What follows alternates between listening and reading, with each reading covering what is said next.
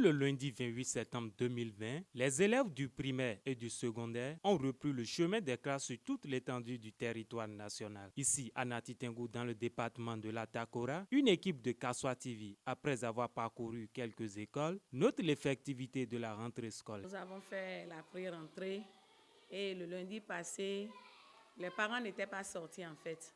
C'est le lundi passé maintenant qu'ils ont commencé par inscrire les nouveaux élèves ici.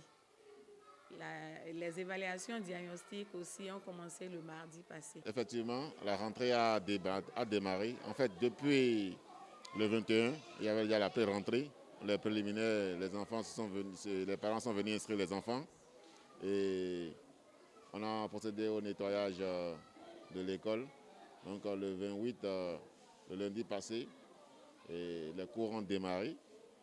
Et les choses ont bien commencé, je crois. Et comme vous l'avez constaté, les enfants sont présents, les enseignants sont là. En cette période de pandémie pour le bon déroulement des activités pédagogiques, plusieurs mesures ont été prises par les chefs d'établissement pour lutter contre la COVID-19 au cours de la rentrée scolaire 2020-2021.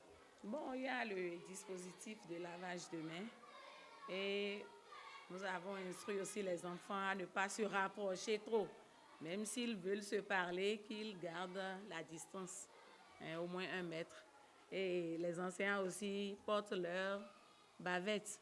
Nous avons demandé d'abord aux enfants, à chacun, d'avoir son cache-nez. Oui, d'avoir son cache-nez et la distanciation en classe. Nous avons mis 2 par table et à distance d'au moins 1 mètre.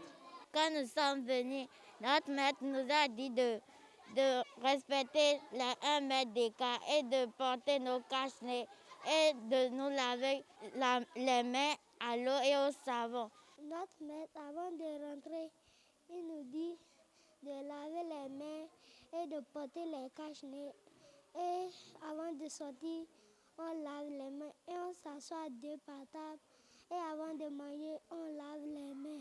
À peine commencé, les enseignants font déjà la liste des difficultés. Nous sommes encore en plein Covid et l'effectif pléthorique que nous avons dans les classes ne nous permet pas de respecter convenablement les consignes, les règles d'hygiène et de distanciation. Comme vous aurez pu le constater, dans certaines classes, nous avons jusqu'à 80-90 élèves. Comment on peut les contenir? Donc, il y a ça.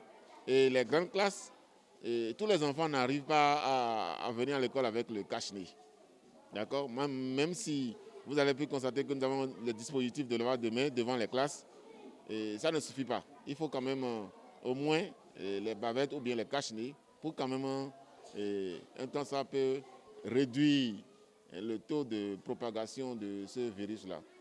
Les enseignants exhortent les parents d'élèves à respecter les gestes barrières contre le coronavirus et à plus de vigilance envers les enfants en cette période de pluie. En ces temps de pluie, sincèrement, laissez les petits enfants là traverser les marigots, les intempéries là pour venir. Vous avez les petites maladies là qui s'emparent rapidement.